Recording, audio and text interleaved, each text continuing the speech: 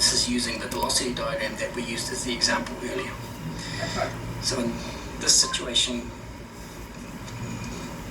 link BA is rotating at 40 radians per second in a clockwise direction. Again, we start at point A. Our known point, we need to establish where B is travelling. I have, as per my notes, we have two accelerations. We have a tangential acceleration and a centripetal acceleration. I'm trying to find point B, so I need to draw my accelerations at point B. Okay, if I'm trying to find point B, I draw them at point B. A tangential of BA is equal to 0 because this thing is not accelerating, it's going at a constant rotational speed. It will, however, have a centripetal acceleration, AC of B relative to A. Now I can calculate those. AC of BA is equal to V squared BA over radius BA. From our velocity diagram, we get the velocity information, which is 12 squared over 0.3, 480 meters per second squared. What I get people to do for a start is to draw that. There's my little vector. It's a vector travelling down that way. We know it, we label it as of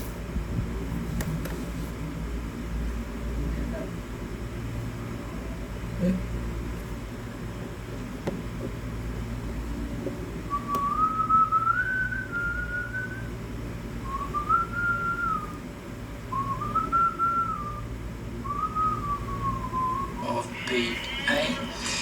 Arrow points to the first letter. B is at that end, A is at that end.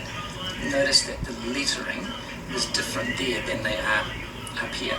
They're the opposite way around. B's at the top, here B's at the bottom. This is the reason that sketching it's quite good.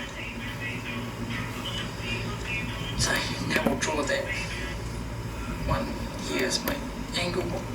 Come on my page and draw that through. Now I need to scale.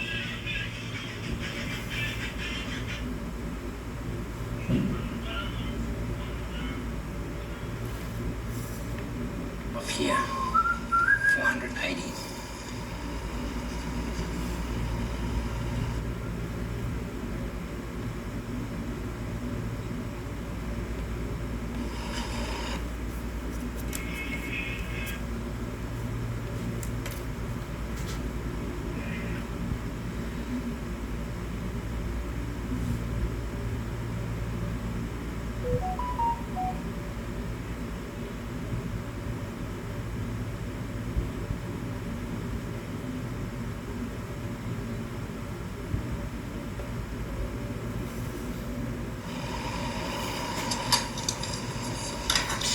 Label it AC, BA, arrows going downwards, same as my little sketch. Therefore, B. And we'll label it. So now we'll draw that one. Here's my angle. Come on my page and draw that through. Now I need to scale off here. 480.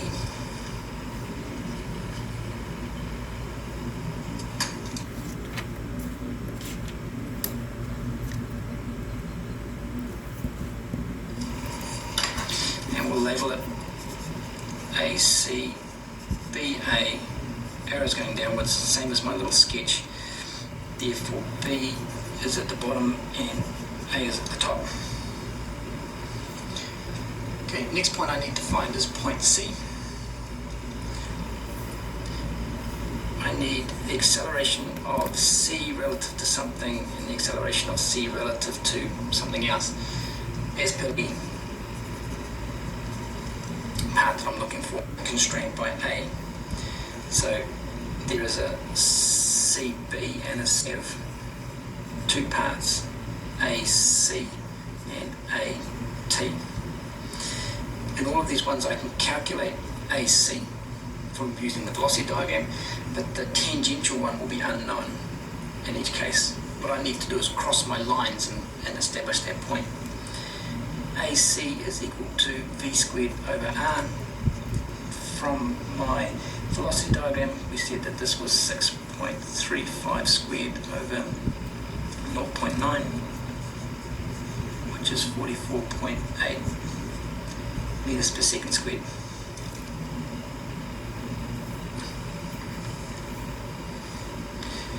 Okay, since CV is a link, C will have two accelerations. It will have a tangential acceleration, AT, CB, and it will also have a centripetal acceleration, AC of CB.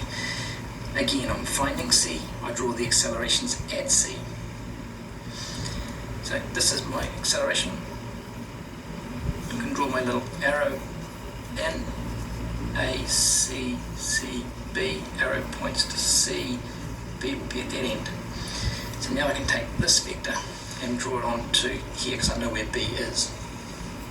So I can take my little vector, it is in line with that, transfer that down, put my line through B. I know it's going away from B, so it's going to be going that way, A, C, B, C, B, C, B. This is only part of the acceleration, and we know that it's also 44.8 long. Put that on. Now I can put on my tangential velocity. So, and we know that it's also 44.8 long. Put that on. Now I can put on my tangential velocity. So 90 degrees to that, 90 degrees to this one. And here I need to draw through this point to this one. And here I need to draw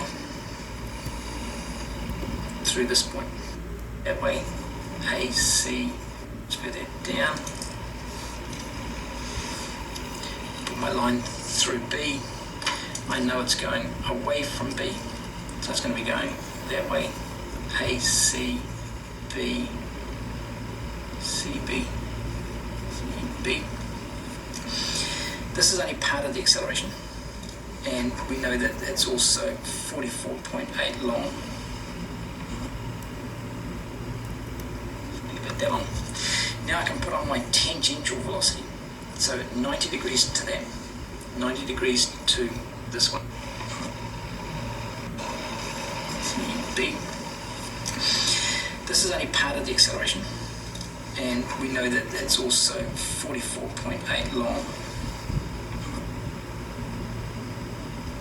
Put that on. Now I can put on my tangential velocity. So 90 degrees to that, 90 degrees to this one. And here I need to draw through this point. My tangential velocity. So 90 degrees to that, 90 degrees to this one. And here I need to draw through this point. That will be my tangent to this one. And here I need to draw through this point. That will be my tangential velocity. I'm not quite sure which way it's going yet. I need to find something to cross that line with. The other one I now know is A of CA, acceleration of C relative to A. It's not a link, it only has one part to it. So in here, C, A is in here. This, my velocity of this point can only be horizontal. Therefore, my acceleration can only be horizontal.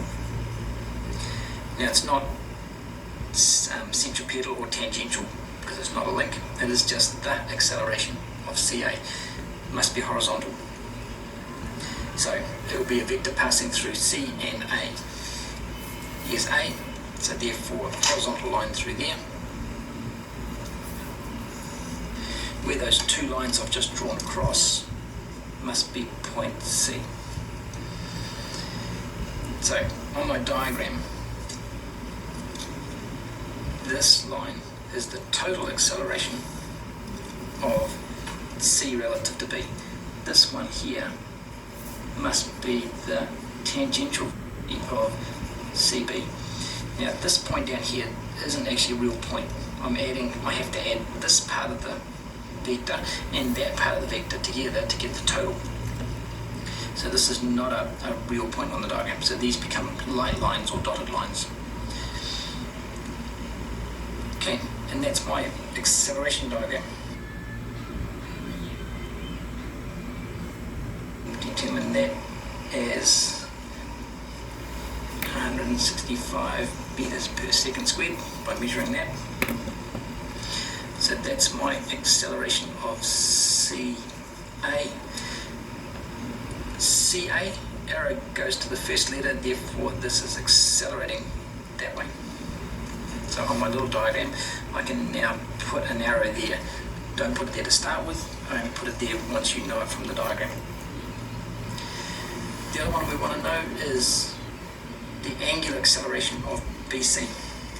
So I want to know the angular acceleration of BC. The equation we had from last year, A is equal to alpha r. These are the tangential accelerations that it's referring to. So this will be AT of BC over radius BC. AT of BC, that's this line here. If you scale that off, that will come to 420 meters per second squared. So this is equal to 420 over 0.9, which gives me 467 radians per second squared as my rotational acceleration.